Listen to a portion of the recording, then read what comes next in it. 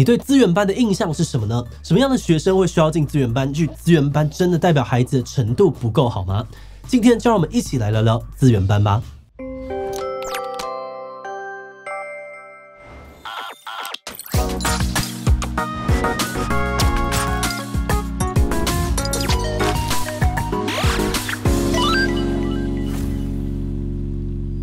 Hello， 大家好，我是志奇。前阵子网红七宝妈在直播时疑似出现了嘲笑资源班学生的言论，遭到了网友炎上，合作厂商也纷纷的切割。而在事件过后呢，网络上面也掀起了一波关于资源班的讨论，有特教老师跳出来指出七宝妈观念错误的地方，也有曾经上过资源班的网友分享自己的经历。不过我们发现虽然大部分的人小时候都知道资源班，但大家对于资源班的认识似乎并不多。那么这集呢，我们就搜集了一些资料，想跟大家一起来看看资源班到底在做什么，大家有什么常见的迷思，现在运作上面又遇到了哪样的困难呢？不过在开始今天的讨论之前，先让我们进一段工商服务时间。你对 AI 感兴趣吗？那一定不要错过半导体业巨头 ARM 的演讲。ARM 执行长 Rene Haas 呢，即将在6月3日的台北国际电脑展期间举办演讲，地点在台北汉来大饭店，主题是加速从云到端的 AI 创新。因为现在从大型资料中心这样子的云端到手机这样子的终端，已经充满了 AI 的身影，持续为人类带来新的生产力。而这次 Rene 呢，会亲自的来到现场，跟大家分享 AI 的未来趋势，还有 AI 带来的技术变革。同时也会谈到适用于各领域的 ARM 架构如何协助开发人员在 AI 应用当中轻松创新。演讲完全免费，扫描 QR code 就能够报名，名额有限，欢迎感兴趣的观众立刻到资讯栏连结查看更多的资讯哦。资源班在台湾的发展其实已经有很长一段时间了，它从西方国家兴起的制度，原文呢叫做资源教室方案，台湾简称为资源班。而台湾的第一个资源班出现在1975年，实施到现在已经有将近50年的历史，算是一个行之有年的教育制度。不过很多人可能还是不太清楚，资源班跟我们常听到的特教班有什么样的不同。其实特教班呢，主要是协助中重度认知障碍、身心障碍的特殊生，而大部分学校的特教班呢，采用的是集中式教学，基本上跟普通班的课程是完全分开的。学生在上学的期间呢，都会待在特教班里面，学习生活自理跟其他能力。至于资源班呢，则是协助轻度身心障碍跟学习行为上面需要协助的特殊生。大部分的资源班呢，采用分散式教学，也就是说，学生通常会继续的待在普通班，只有特定的时段会拉到资源班上课。在资源班呢，学生可以得到一些普通班没有的资源，像是专门的特教老师、教学辅具等等。经过资源班的帮助学生也能够比较融入普通班的环境，让学习更加的顺利。那么具体来说，什么样的学生会需要资源班的协助呢？原则上面，只要学校评估学生在上课时或是融入班级时遇到困难，而资源班能够提供帮助的话，就会跟家长沟通，看是不是让孩子去资源班接受更专业的协助。有这样子需求的学生呢，其实很多，除了大家比较容易想象到的学习障碍啊、轻度智能障碍之外，其他呢还有像是情绪障碍啊、语言障碍、听觉、视觉、肢体障碍等等，也都是资源班可以协助的范围。有网友就分享，他以前因为耳朵不好，常常听不太清楚老师在讲什么，就安排到资源班上课。那么因为资源班的最终目的是为了帮助特殊的学生更顺利的融入普通班的教学环境，所以学生呢不会所有的时间都待在资源班。有的县市呢就规定资源班学生每周的上课时数不可以超过普通班时数的1/2。而一般来说呢，资源班有抽离跟外加2种排课方式。抽离是利用正式的上课时间，像是数学课啊、体育课的时候，让特殊生暂时跟普通班分开，到资源班上课。外加呢，则是利用非正式上课时间，像是早自习啊、午休或者是放学的时段，请特殊生到资源班上课。那么在资源班老师的教导方式又有什么样子的不一样呢？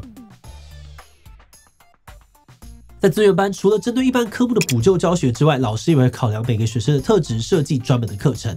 举例来说呢，针对注意力不足过动症或者是自闭症的孩子，可能会有社交技巧课程，帮助他们学习跟同学的相处方式。那有肢体障碍的学生，如果在资源班上体育课，也会有跟普通班不一样的运动方式，还有评分标准。而且老师使用的教具呢，不只有这个黑板跟粉笔，而是提供很多额外的辅具，像是针对听觉障碍的学生，可能会提供助听器啊、手语翻译等等。针对视觉障碍的学生呢，也会提供报读服务啊、点字书籍、放大镜等等的工具。那除了这些之外资源班也很重视心理辅导，很多的特教老师呢会常常跟学生1对1谈话，深入的了解每个孩子的身心状况。也有资源班呢提供家庭支援、家长咨询，让学生得到的帮助可以更加的全面。基本上呢，资源班都会尽一切的努力，让孩子回到普通班时可以更加融入。不少的网友就分享，资源班的出现真的改变了他们的人生。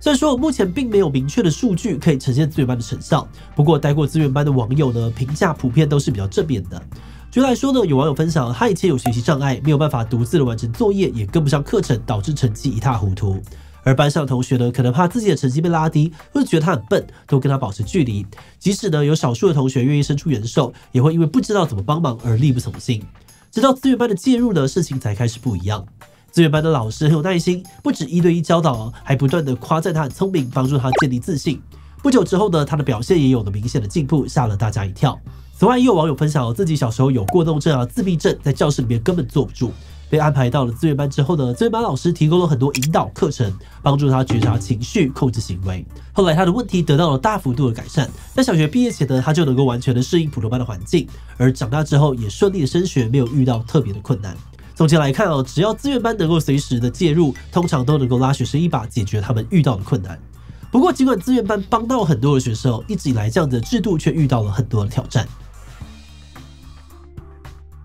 首先，资源班现在面临的困境之一呢，就是资源不足，特别是师资的部分。不少特教老师指出，目前资源班老师远远不够，师生比严重失衡。在高中端呢，甚至会有1名老师要对26名特殊生的状况。虽然说资源班的老师呢，不像普通班需要一次面对30-40位的学生，但因为资源班学生的状况差异很大，需要花很多的心力客制化上课方式，再加上庞杂的行政工作，常常压得他们喘不过气。